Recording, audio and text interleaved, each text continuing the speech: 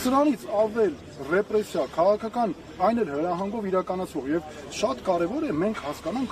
աղբյուրը, արմատը որտեղից է գալիս։ Տեսեք ինչ է տեղի ունենում։ Կառավարության ղեկավարի մակարդակով, այսինքն ամենաբարձր մակարդակով արվում է քաղաքական հայտարարություն,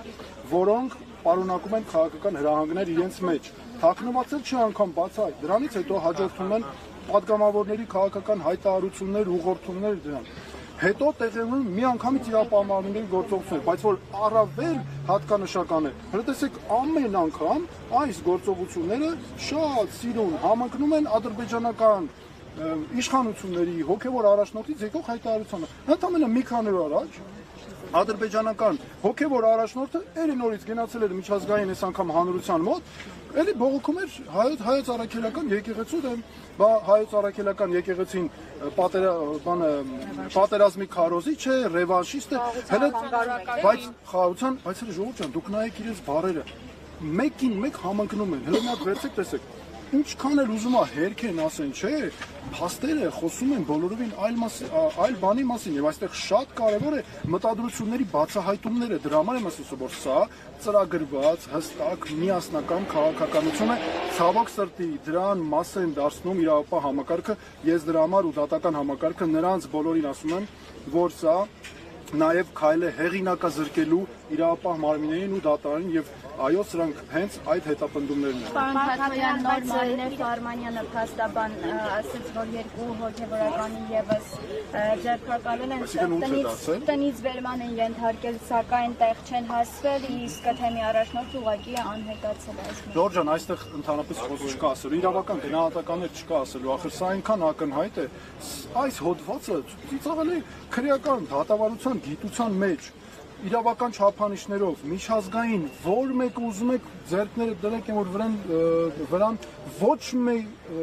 չափանիշով սա չի ենթարկվում մեկնաբանության այս հոդվածներով այսքան մարդ ձերբակալել, կալանավորել, խուզարկություններ, գալտներից տանել, ցույց չտալ, գաղտնիության պայմաններում դիմակավորված, դուք պատկերացնեք սա ինչ է։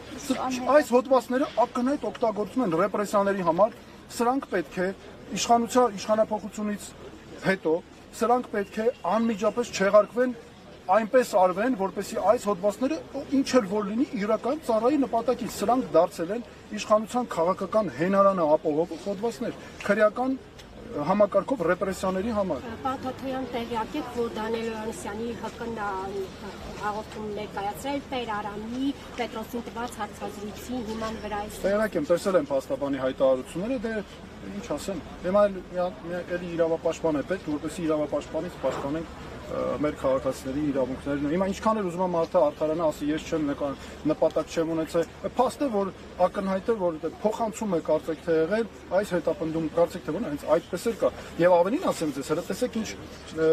այսպես խելացի ճակերտներում ասած քայլ է իրենց տեսանկյունից, ոչ թե իրենք են անձամբ նախաձեռնել պետությունը, այլ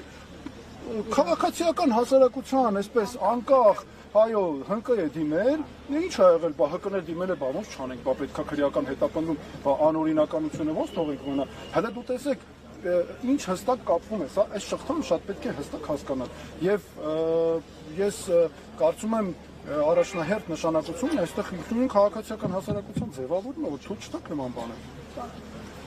Եվ մեկ հարցադրում ես ունեմ Հայաստանի վարկանիշի տեսանկյունից, որպես նաև իրավապաշտպան, մարդու իրավունքների նախկին պաշտպան, ինչպես է գնահատում սիրողությունները։ Սա այս ամենը Հայաստանի միջազգային վարկանիշին, սա ասում եմ որպես Հայաստանի քաղաքացի, որպես ցանկացած դերակատարումով որ վերցնե, սա պարզ մարդկային հստակ բնորոշում է։ Սա Հայաստանի կամ իրավիճակ է, Հայաստանի միջազգային իմիջը լրջորեն վնասող հարց է սա։ Հələ դուք տեսեք նաև ինչ է կատարվում, հիշում եք այս ռեպրեսիաների ֆոնին, բառապաշարը բա օգտագործող, ամբողջ միջազգային մամուլը ծաղրում է մեր բարձրաստիճան պաշտոնյաները, սկսած կառավարության ղեկավարից սկսած, բառապաշար է օգտագործում։ Այո, միջազգային իմիջը ժողովրդավարության համակարգը սա վնասում է։ Այս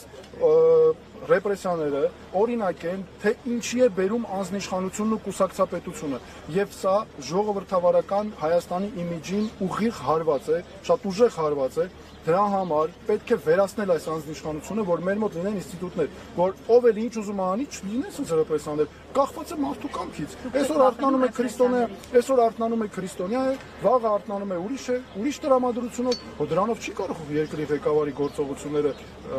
պայմանավորված լինեն։ Դուք քաղաքական հայտ եք ներկայացրել, չեք վախենում ռեպրեսիաներից։ Այստեղ քաղաքական հայտի հարցեր ես չեմ կրել, ես եկել եմ աջակցելու Սամվել Կարապետյանին։ Ես չէ, դուք ռեպրեսիաները գիտեք ինչ կա, եթե մենք չհելնենք չպայքարենք այս ամեն ինչի դեմ բոլորով միասին, որպեսզի ձերբազատվենք այս ապօրինություններից, հետո դրանից հետո ինչ է, ակնհայտ է, որ այստեղ նման կատեգորիաներով խոսելը անիմաստ է։ Հիմա ես նաև ասում եմ, որ մենք եկել ենք այստեղ աջակցելու, ես եկել եմ աջակցելու Սամվել Կարապետյանին, որպես հանրահռչակ հայ, ով բարեգործություններ է արել, բարերար է մեծ եւ գտնվում է հիմա ապօրինի կալանքի տակ եւ ինչպես ես ասացի, իմ համար նրա այստեղ իրավաբանություն չկա ընդհանրապես եւ այստեղ խոսքը գնում է արդեն